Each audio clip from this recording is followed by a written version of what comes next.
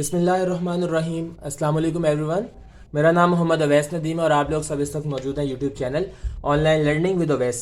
जैसा कि आप सबके इल्म है कि हम लोगों ने आज से पहले second year maths Karachi board की प्लेलिस्ट का आगाज़ करते हुए एक्सरसाइज नंबर 2.1, 2.2, 2.4 और 2.5 मुकम्मल तौर पे तकरीबन डिस्कस कर लिया और 2.5 का आज लेक्चर नंबर 6 है जो कि लास्ट लेक्चर होगा मोस्ट प्रोबेबली। और इंशाल्लाह ताला I will try my best कि आज के सारे लेक्चर के अंदर मैं जो तमाम इंपॉर्टेंट चीज़ें हैं उनको डिस्कस करके इन तमाम चीज़ों को मुकम्मल कर दूं। तो सबसे पहले आज हम देखेंगे कि हमारे पास आज की वीडियो के अंदर जो क्वेश्चन है लेक्चर नंबर 6 के अंदर वो पहला सवाल कौन सा है। तो क्वेश्चन नंबर 11 के अंदर मेरे पास है पहला सवाल जो कि मेरे पास बेसिकली ये वाला सवाल एक्सरसाइज नंबर 2.4 से रिलेटेड है। ये वाला पहले इस वजह से नहीं करवाया गया था बिकॉज पहले पॉइंट्स फ्लो फॉर्म को डिस्कस नहीं किया गया था। आज इस वाले सवाल को देखते हैं कि मेरे पास ये वाला सवाल क्या है और मुझे सवाल में क्या बात कही जा रही है। सबसे पहले मैं देखूंगा क्वेश्चन नंबर 11 के अंदर कि मुझे बोला जा रहा है कि the angle from the join of a line 2,7 and -6,5 to a line through 1, -4 is 135 degree. आप कहेंगे सर कोई भी बात समझ में नहीं आ सकी, तो इंशाल्लाह ताला मैं इस बात को दोबारा समझाऊंगा आप सबको। सबसे पहले देखें सवाल के अंदर मुझे क्या बात बोली जा रही है। सबसे पहली चीज आपने देखनी है, सवाल में कहा गया कि द एंगल, तो द एंगल जो है ये एंगल मुझे इस बात को शो करवा रहा है और मुझे बात बता रहा है कि मेरे पास क्या चीज है। मेरे पास जो एंगल है ये बेसिकली मेरे पास ये शो करवा रहा है कि मेरे पास ये वाला क्वेश्चन आया है एक्सरसाइज नंबर 2.4 से। और बहुत दफा ऐसा होता है बोर्ड के अंदर जो हमारे पास क्वेश्चंस आ रहे होते हैं उसके अंदर एक से ज्यादा कॉन्सेप्ट्स इस्तेमाल हो रहे होते हैं, तो फिर हमने कोशिश करने के इस तरह के तमाम सवालों को हम लोग अच्छे तरीके के साथ डिस्कस कर सकें। द एंगल इसका मतलब हमारे पास पहली बात के अंदर ये वाला मतलब इसका होगा। और आगे है मेरे पास के नेक्स्ट चीज है find equation of second line. जब इक्वेशन की बात की जा रही है मतलब मेरे पास सवाल का जो कॉन्सेप्ट है एक्सरसाइज नंबर 2.5 का, यानी कि इस वाले चैप्टर का इस्तेमाल हो रहा है, इस वाली एक्सरसाइज का इस्तेमाल हो रहा है। तो सबसे पहले मैं डायग्राम को देखकर आप लोगों को समझाने की कोशिश करूंगा। ये क्वेश्चन नंबर मेरे पास जो है वो है क्वेश्चन नंबर 11। क्वेश्चन नंबर 11 को मैं देखूंगा कि इसके अंदर मुझे क्या चीजें कही जा रही है और मैंने इसको किस तरीके से देखना है। सबसे पहले मुझे कहा गया है the angle from the join of a line, के एक लाइन है जिसके दो जॉइंस हैं जो कि 2,7 है। मैंने पहले लिख दिया 2,7। अब दूसरे जो जॉइंस है मुझे उनके बारे में ये बात बताई जा रही है कि दूसरे जॉइंस का मतलब दूसरा जो पॉइंट है वो है -6,5। तो मैंने -6,5 को यहाँ पे इस तरीके से लिख दिया।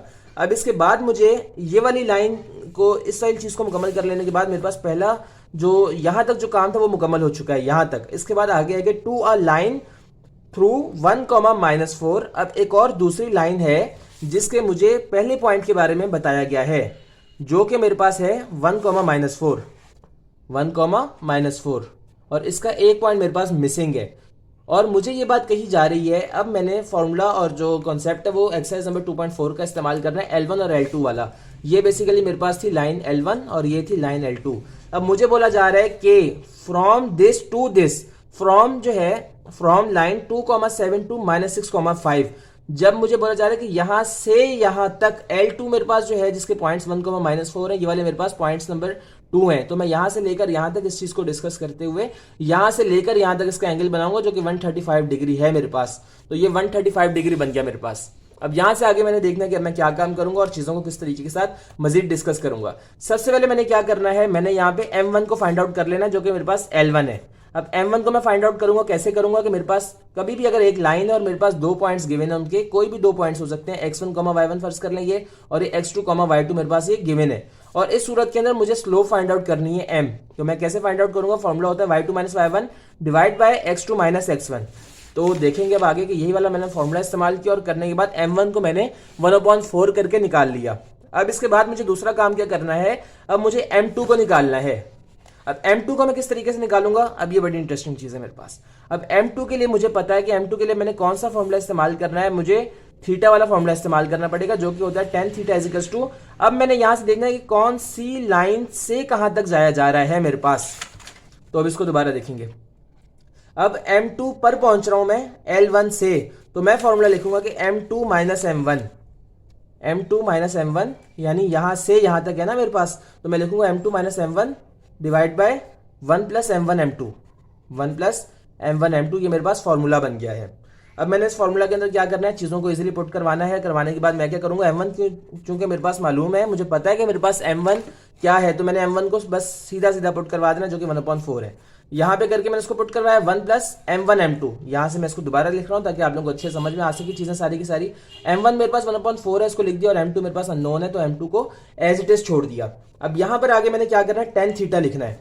टेन थीटा, चूंकि मेरे पास थीटा 35 था तो मैं लिख दूंगा टेन थीटा के की जगह पे 135 डिग्री, और 135 टेन 135 मेरे पास हमेशा बराबर होता है -1 के, तो यहां मैं लिख दिया -1। अब ये वाला जो कॉन्सेप्ट है इसको बड़े ध्यान से देखेंगे ताकि किसी भी किस्म की कंफ्यूजन आपके जहन में बाकी ना रहे। पहले इसको देखूंगा मैं, 4 और मल्टीप्लाई बाय 1, यहाँ कुछ भी नहीं है तो 1 है, बन जाएगा 4। अब क्रॉस मल्टीप्लाई करवा दें, 4m2, ये देखिएगा 4m2 और माइनस, दरमियान में माइनस था तो माइनस लग गया यहाँ पे इसकी वजह से, और -1 मल्टीप्लाई बाय 1 होगा, क्रॉस मल्टीप्लाई होता हुआ तो बन जाएगा 1।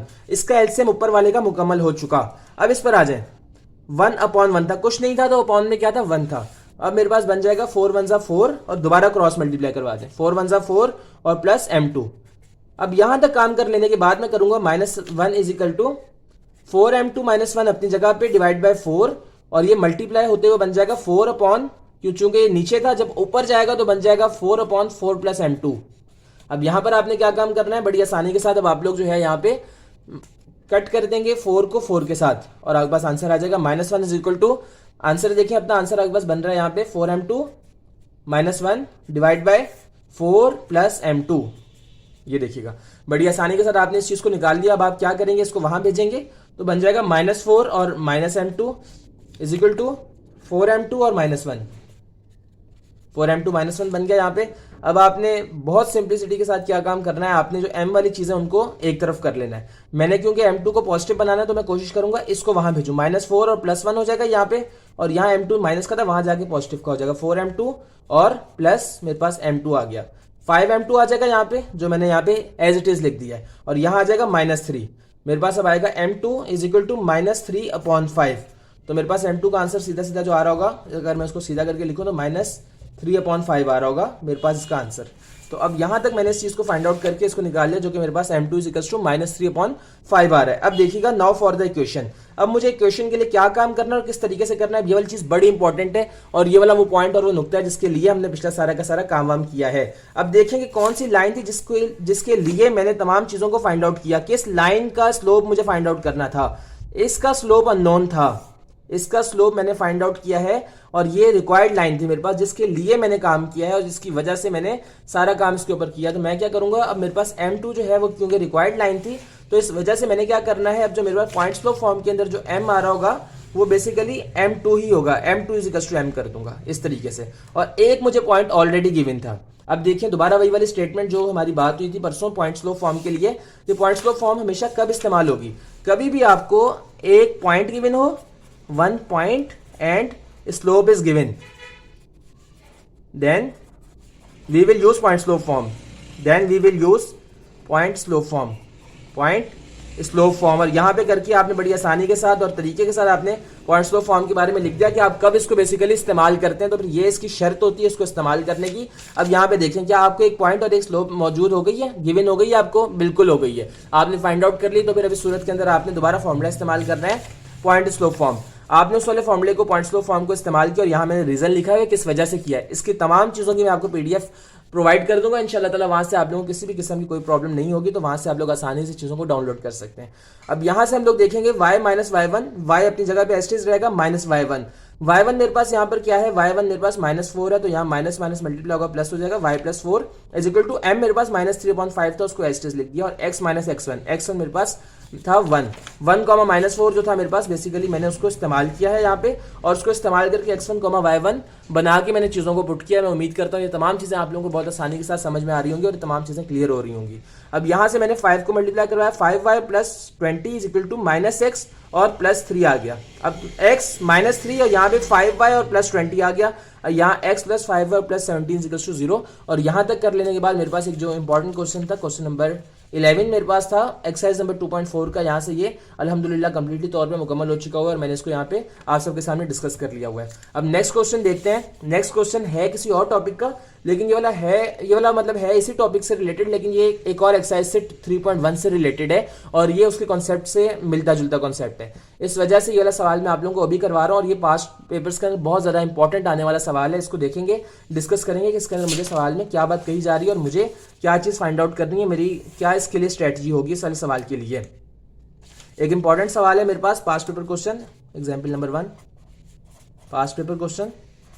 पास्ट पेपर क्वेश्चन है मेरे पास और मुझे ये बात कही जा रही है। सबसे पहले मैं सवाल को स्टेटमेंट के साथ समझूंगा। Point 2,3 is the foot of the perpendicular. एक मैं आप लोगों को बगैर कुछ काम किए मैं सीधा सीधा आप लोगों को एक बना देता हूं, एक स्ट्रेट लाइन को बना देता हूं। और यहां पर मेरे पास क्या स्टेटमेंट होगी, जस्ट ये स्टेटमेंट होगी कि इसका जो फुट है मेरे पास, यानी जिस्म का आखिरी हिस्सा हमारा क्या होता है, पैर होता है। इस तरीके से लाइन का आखिरी हिस्सा क्या है, यहाँ पे फुट है। ये जो फुट है मेरे पास, इसके पॉइंट्स दिए जा रहे हैं जो कि 2,3 है मेरे पास, ये मैंने लिख दिया यहाँ पे। ये देखिएगा, point 2,3 is the foot of the perpendicular draw from the origin to a straight line. यानी कि अब मुझे क्या बात कही जा रही है, अब इस सारे स्टेटमेंट को बड़ी आसानी के साथ आप लोगों को मैं समझाने की कोशिश करूंगा और इंशाल्लाह आप लोगों को वाला पॉइंट क्लियर हो जाएगा। ये मेरे पास पॉजिटिव एक्स एक्सिस, ये नेगेटिव एक्स एक्सिस, ये पॉजिटिव वाई और ये नेगेटिव वाई एक्सिस है। अब यहां से देखिएगा, मुझे ये बात कही जा रही है, लेकिन अब ये वाली जो लाइन है जो कि फुट ऑफ परपेंडिकुलर जिसका 2,3 है, इसके कोऑर्डिनेट्स जो हैं, अब ये वाली जो मेरे पास लाइन है ये बेसिकली क्या हो रही है, ये वाली लाइन मिल रही है और यहां से इसको आके ज्वाइन कर रही है एक ऐसी लाइन जो कि 0,0 पर एग्जिस्ट कर रही है। ये देखें सवाल की statement, point 2,3 is the foot of the perpendicular draw from origin, draw from origin to a straight line. एक स्ट्रेट लाइन है जो कि ओरिजिन से इसको ज्वाइन कर रही है फिर, लेकिन इसके जो फुट ऑफ परपेंडिकुलर जो इसके पॉइंट्स हैं वो है मेरे पास 2,3। तो अब मेरे पास क्या चीज है और किस तरीके से मैंने काम करना है, अब इसको देखेंगे। अब इस वाले सवाल को मैं अगर आप लोगों को एक आसान फॉर्म में बना के दिखाऊं तो आप लोग समझ लीजिए कि ये वाला सवाल एक इस तरीके का सवाल एक बन चुका हुआ है आपके पास, जहां पर आपको 2 पॉइंट्स मौजूद हैं। फर्ज कर लीजिए 2 पॉइंट्स आपको मौजूद है और ये 2 पॉइंट्स आपको पता है और ये एक फिक्स लाइन है। अब ये वाली जो लाइन है आपकी, अगर आप इसको L1 का नाम दे रहे हैं फर्ज कर लीजिए और आप इसको L2 का नाम दे रहे हैं इस वाली लाइन को, तो अब आप क्या काम करेंगे और चीजों को किस तरीके से डिस्कस करेंगे। अब ये देखिएगा, अब L2 आपके पास क्या है, L2 के पास आपके पास एक पॉइंट मौजूद है जो कि 2,3 है। अब इस वाली लाइन के पास आपका जो पॉइंट है वो 2,3 है और यहां पर आपके पास 0,0 एक और पॉइंट है। अब यहां से आप क्या करेंगे, let M1 and M2 be the slope of L1। आपने सबसे पहले एक फॉर्मूला लगाना है जिसके अंदर आप जो है M1 के लिए पॉइंट्स को लेंगे 0,0 और 2,3। इन पॉइंट्स को लेकर आपने क्या किया, M1 को फाइंड आउट कर लिया 3/2।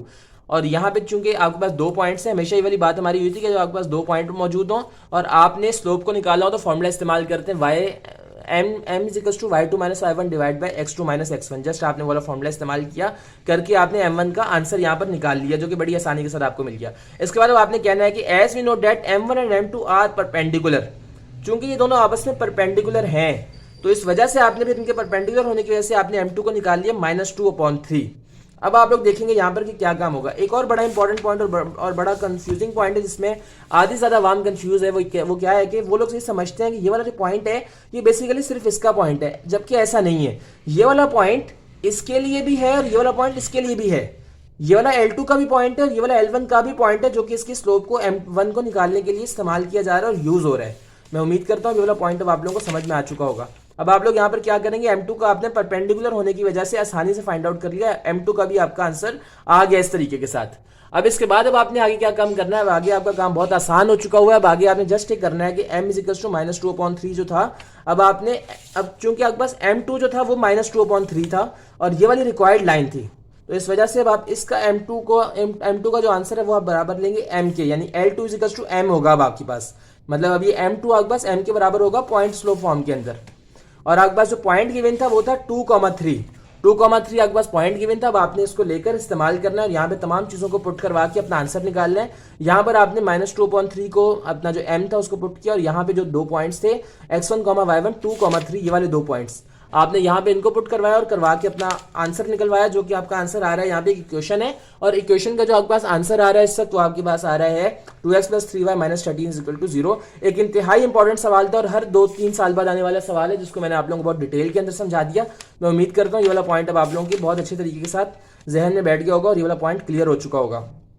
अब इसके बाद एक और सवाल है जो कि इस वाले से भी ज्यादा इंपॉर्टेंट सवाल है। ये वाला भी सवाल इसी तरीके के साथ है कि है ये एक्सरसाइज नंबर 3.1 का, लेकिन ये वाला सवाल पास्ट पेपर्स के अंदर आया हुआ और उसका कॉन्सेप्ट आपके पास पॉइंट स्लोप फॉर्म वाला है, इस वजह से मैं इसको अभी डिस्कस करना पसंद करूंगा आप सबके सामने। इस वाले सवाल को देखते हैं। मेरे पास क्वेश्चन नंबर जो है क्वेश्चन नंबर 2 मेरे पास past paper example number 2 past papers का एग्जाम्पल नंबर 2 पास्ट पेपर्स। अब उसको देखते हैं कि मेरे पास क्या चीज है और किस तरीके के साथ मैं इसको डिस्कस कर रहा हूँ। पास्ट पेपर क्वेश्चन जो है आपके पास ये वाला, अब आपने इसको कैसे देखना है इसको देख रहे होते हैं। Find the coordinates of the foot of perpendicular. अब आपको क्या बात कही जा रही है, डायग्राम के साथ मैं आप लोगों की बात समझाने की कोशिश करूंगा। मुझे ये बात कही जा रही है सबसे पहले कि आपने क्या किया है, आपके पास ये वाली डायग्राम है एक। अब इस वाली डायग्राम के अंदर आपके पास क्या हो रहा है, इस वाली डायग्राम के अंदर आपके पास ऐसा हो रहा है सबसे पहले कि आपको ये बात बोली जा रही है कि find the coordinates of the foot of perpendicular. ये आपके पास दोबारा फुट ऑफ परपेंडिकुलर है, एक ही परपेंडिकुलर लाइन है दूसरी लाइन के साथ, और इसका जो फुट है इसके कोऑर्डिनेट्स को आपको फाइंड आउट करना है। कोऑर्डिनेट बेसिकली क्या होता है, मैं आप लोगों को दोबारा बता दूं, हमेशा एक्स कॉमा वाई जो आपके पास होते हैं उसको आप कहते हैं कि ये आपके पास क्या है, कोऑर्डिनेट्स हैं। तो इस वजह से आपने क्या चीज फाइंड आउट करनी है, यहाँ पे पॉइंट्स को दो फाइंड आउट करना है जो कि आपके पास एक्स कॉमा वाई होंगे, कोई भी ये दो पॉइंट्स हो सकते हैं, आपने इन कोऑर्डिनेट्स को फाइंड आउट करना है। और यहाँ पर एक आपको पॉइंट गिवन है, वो क्या पॉइंट है वो देखते हैं। आपको ये बात कही जा रही है find the coordinates of the foot of perpendicular from -2,5। -2,5 जो है आपको वो यहाँ पे गिवन था, -2,5 को आप लोगों ने यहाँ पे लिख दिया। अब यहाँ से आप लोगों ने आगे क्या काम करना है, क्या देखना है चीजों को, अब यहाँ से दोबारा देखते हैं। अब यहाँ से आपको, लेकिन इसके साथ क्या है कि आपको एक इक्वेशन दी जा रही है, इक्वेशन के अंदर आपको ये बात कही जा रही है कि जिसका आपके पास जो इक्वेशन का जो सिस्टम है आपके पास है कि 3x + y और +11 = 0। अब आपको यहाँ पर जो फर्ज कर लीजिए आपके पास L1 है और ये आपके पास क्या है, L2 है, तो आप इसको स्लोप का नाम देंगे M1 और इसको स्लोप का नाम देंगे M2। अब यहां से आप लोगों ने क्या करना है, x, y आपके पास क्या है, कोऑर्डिनेट्स हैं। x, y जो आपके पास कोऑर्डिनेट्स हैं, आपने इनको क्या करना है, इनको आपने डिस्कस करते हुए इस चीज को आपने इस तरीके के साथ देखना है कि आप सबसे पहले 3x + y और +11 को देखेंगे कि आपने इस वाले M2 को किस तरीके से निकालना है। आपके पास स्लोप निकालने का एक तरीकाकार होता है और एक मेथड होता है जिसको आप देखेंगे कि क्या होता है। हमेशा आप क्या करते हैं, जब भी आपको एक लाइन और एक इक्वेशन गिवन होती है और उसके थ्रू आपने चीजों को निकालना होता है, तो आप हमेशा करते हैं coefficient of x divide by coefficient of y। इस तरीके के साथ हमेशा आपके पास क्या होता है, स्लोप का आंसर आ जाता है। आपने सबसे पहले इसको स्लोप को निकालना है, आपके पास जैसे स्लोप का आंसर आ जाएगा, इस वाले स्लोप को निकालने के बाद फिर आपने क्या काम करना है, स्लोप का आंसर मैं आप लोगों को बता देता हूँ। कोएफिशिएंट ऑफ x क्या है, 3 है, जबकि कोएफिशिएंट ऑफ y आपके पास क्या है, 1 है, तो -3/1 आ जाएगा। तो यहाँ आंसर आपके पास आ रहा है M2 = -3। M2 = -3 आप लोगों ने अपना आंसर निकाल लिया। अब इसके बाद आगे देखते हैं क्या काम करना है। अब आप लोगों ने यहां पर क्या किया, M2 का आंसर निकाल लिया है, क्योंकि अब M2 का आंसर निकाल लेने के बाद अब आप लोग आगे क्या काम करेंगे, अब आप बोलेंगे सिंस लाइंस आर परपेंडिकुलर, तो M1 का आंसर अब आपके पास क्या होगा। अब M1 का आंसर आपके पास, इसका जब परपेंडिकुलर आप इस्तेमाल करेंगे तो 1/3 आप लोगों के पास हो जाएगा, इसका मतलब परपेंडिकुलर आंसर। अब इसके बाद आप लोगों ने आगे क्या काम करना है, आगे आप लोगों का काम बहुत ज्यादा आसान हो जाएगा। अब आप लोगों ने देखना है कि क्योंकि आप लोगों के पास ऐसा हुआ है कि यहाँ पर आप लोगों को एक पॉइंट जो गिवन था, एक पॉइंट गिवन हो गया और उसके साथ आप लोगों ने M1 जो था, M1 उसको आप लोगों ने फाइंड आउट कर लिया है। यानी यहां पर आप लोगों के पास पॉइंट ऑलरेडी मौजूद था और आपने एक स्लोप को फाइंड आउट कर लिया, अब स्लोप भी आप लोगों के पास आ गई है। तो अब आप लोग यहां पर क्या करेंगे, अब आप लोग यहां दोबारा पॉइंट स्लोप फॉर्मूले को इस्तेमाल करेंगे अपनी शर्त और अपनी कंडीशन के अकॉर्डिंग, जो बात हमें कही गई थी। अब आपने इसकी इक्वेशन को फाइंड आउट करना था, अब आपने इसकी इक्वेशन को फाइंड आउट कर लिया है, यहां से आप लोगों के पास एक इक्वेशन आ गई है। अब आपने क्या काम करना है, सबसे पहले आपने आगे वाला काम करना है इसके बाद कि we have the first given equation as 3x + y + 11 = 0, और दूसरी जो आपके पास इक्वेशन है वो है x - 3y + 17 = 0। अब आप लोगों ने इस वाली चीज को निकालने के लिए, इसके कोऑर्डिनेट्स को निकालने के लिए आप लोग क्या काम करेंगे, अब इसके कोऑर्डिनेट्स को निकालने के लिए आप लोगों ने जो दो पॉइंट्स थे वो 3x + y + 11 जो कि यहां से आया था मेरे पास पॉइंट एक, जो कि ऑलरेडी मतलब गिवन था, और दूसरा आपके पास जो एक इक्वेशन का आपके पास एक आया आंसर, वो आपके पास आया, वो आपके पास आया कि x - 3y + 17 = 0। तो अब आप लोगों ने इन दोनों को देखना है कि आप किस तरीके से इनके x से y को कट कर सकते हैं। तो फिर आप लोगों ने जब इसको देखा तो आप लोगों को ये बात पता चली कि यहां से आप इसको मल्टीप्लाई बाय 3 करके कट कर सकते हैं। तो आप लोगों ने क्या किया, यहाँ पे चीजों को कट किया, इनको 3 से मल्टीप्लाई करवाने के बाद इक्वेशन नंबर बी को आपने 3 से मल्टीप्लाई करवाया तो x आपके पास कट होकर लैमिनेट हो जाएगा। आंसर आपके पास आएगा -10y + 40 = 0, और यहां पर आंसर आपके पास आ रहा है 10y = 40। आपने 10y को उधर भेजा, 40 ऐसे रहा, 10y = 40 आ जाएगा, तो y = 40 / 10 और y = 4 आपके पास आंसर आ जाएगा। आगे है कि now put y = 4 in equation number A. आपने y = 4 को इक्वेशन नंबर ए के अंदर पुट करवाना है, और करवाने के बाद आपके पास अब आंसर क्या होगा, इसका आंसर y का आपके पास निकल आएगा। अब आपने इसी इक्वेशन नंबर ए के अंदर या फिर बी के अंदर आपने y = 4 को पुट करवाना है, करवाने के बाद आप लोगों के पास एक आंसर आएगा जो कि x का आंसर होगा। अब यहां तक कर लेने के बाद अब आप लोगों ने क्या करना है, अब आप चाहें तो यहां से इसको भी इसके अंदर भी पुट करवा सकते हैं। मैंने जस्ट को इसके अंदर पुट करवाया, और आज के इस वाले क्वेश्चन को डिस्कस कर लेने के बाद अल्हम्दुलिल्लाह हमारी एक्सरसाइज नंबर 2.5 भी यहाँ पर मुकम्मल हो चुकी हुई है। आपको ये वाला काम जितना भी रफ में मैंने समझाया पूरा प्रैक्टिस के लिए, ये वाला भी आपको पीडीएफ फॉर्म के अंदर, पीडीएफ फाइल के अंदर मिल जाएगा, और ये फेयर काम भी पीडीएफ के अंदर मिल जाएगा। आप लोग डिस्क्रिप्शन के अंदर से इसकी गूगल ड्राइव के लिंक को डाउनलोड कर सकते हैं और इंशाल्लाह ताला आप लोगों को हर चीज़ क्लियरली मिल जाएगी। आज अल्हम्दुलिल्लाह एक्सरसाइज नंबर 2.5 को भी मुकम्मल डिस्कस करके चैप्टर नंबर 2 पूरा मुकम्मल हो चुका हुआ है। नेक्स्ट वीडियोस के अंदर इंशाल्लाह ताला चैप्टर नंबर 3 को डिस्कस करेंगे, स्टार्ट करेंगे। आप लोगों के लिए गुड न्यूज़ है कि अल्हम्दुलिल्लाह हम लोग अपने ऑफिशियली तौर पे फेसबुक पेज पर आ चुके हुए हैं। आप लोग वहाँ से हमारे पेज को लाइक कर सकते हैं और मुझसे व्हाट्सएप पे डायरेक्टली रब्ता कर सकते हैं। अब आपसे मुलाकात होगी इंशाल्लाह नेक्स्ट वीडियो के अंदर। अपना बहुत सारा ख्याल रखिए। अल्लाह हाफिज़ व नासिर फ़ी अमानिल्लाह and thanks for watching this video.